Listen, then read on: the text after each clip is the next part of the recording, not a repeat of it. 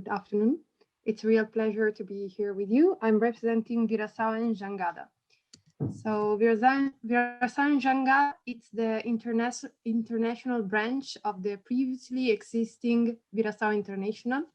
The association promotes international projects in Brazil, Italy, Europe, promoting an alternative communication based on an Edo-Communication approach.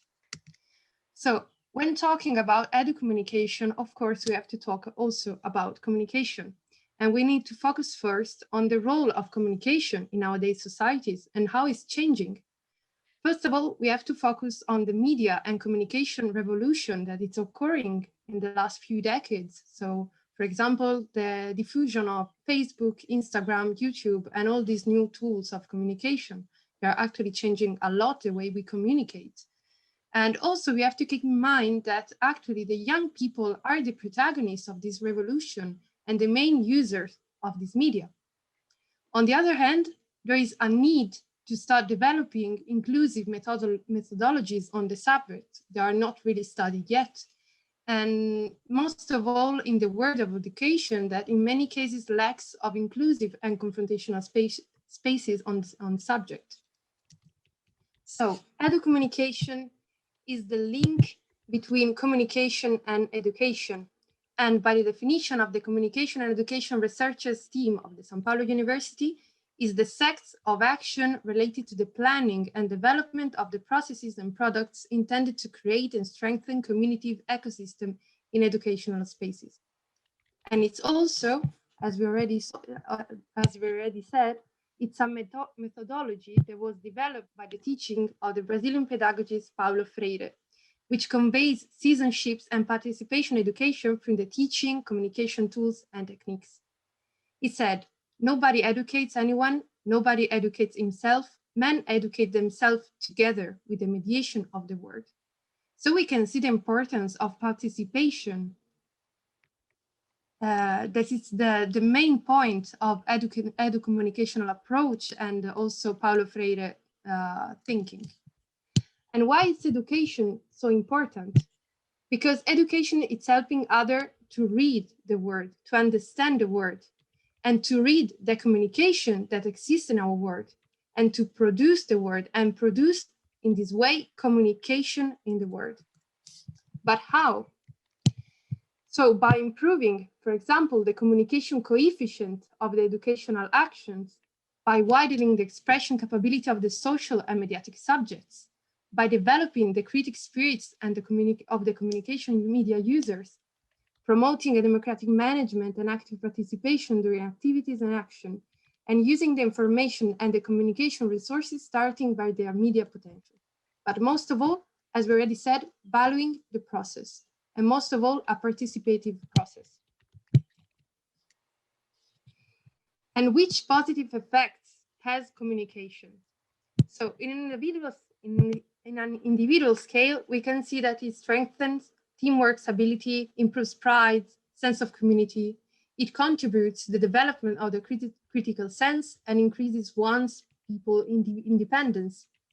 Improve the competence about the media of the person, increases the cultural repertoire of the person, and it promotes social participation, helps developing conflict to develop conflict negotiation abilities, and most of all, increases self-esteem and curiosity. On the part of society, for example, it promotes and tutelates the right of the child. It permits to have a collective construction of knowledge and a democratic communication and knowledge multiplication. So to sum up, what are the effects? The empowerment of individuals and the empowerment of society and these networks. So one of the main projects we actually have and in which we have a very strong edu-communicational approach is Youth Press Agency.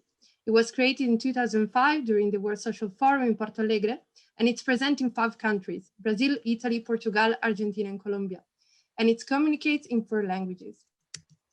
It's based on participation, co-work, and creativity. And the agency promotes an alternative journalism and activism made by young people for young people, and using different tools and innovative tools, like, for example, GIFs or YouTubes or Instagram, and all these new technologies.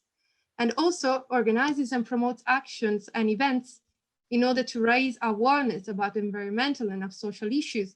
One example is the beautiful, beautiful theatrical show that was organized by a group of young people that participated to the last COI in Madrid, that was Emergenza Climatica, and was a beautiful play about the connection between climate change and migration. And one of the most important things also of the agency is that covers international events as the Conference of Youth and the Conference of Parties. And this is possible thanks to the project Visto Climatico.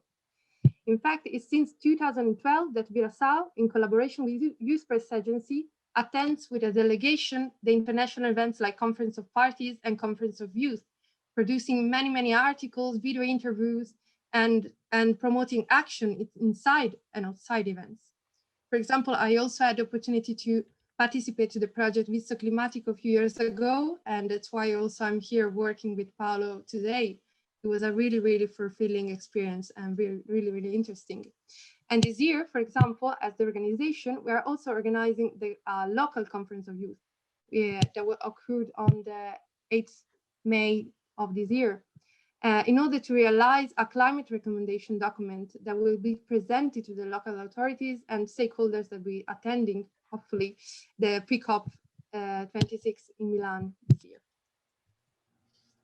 So to sum up, what are Edo-Communication contribution to climate change? We have to keep in mind that the communication access equity is still a long journey. Nowadays, not everybody's voice can be heard the same way because of many reasons. But Edo-Communication, through its methodology, is working in the direction of decreasing this inequality gap, making communication and something accessible. In this way, communication accessible is democratic and intergenerational. And starting from the civil society and social organization makes the approach and the information spread more reliable and impartial from the formal media.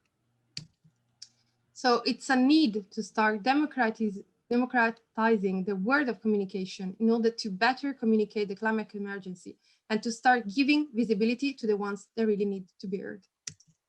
Thank you very much for your attention.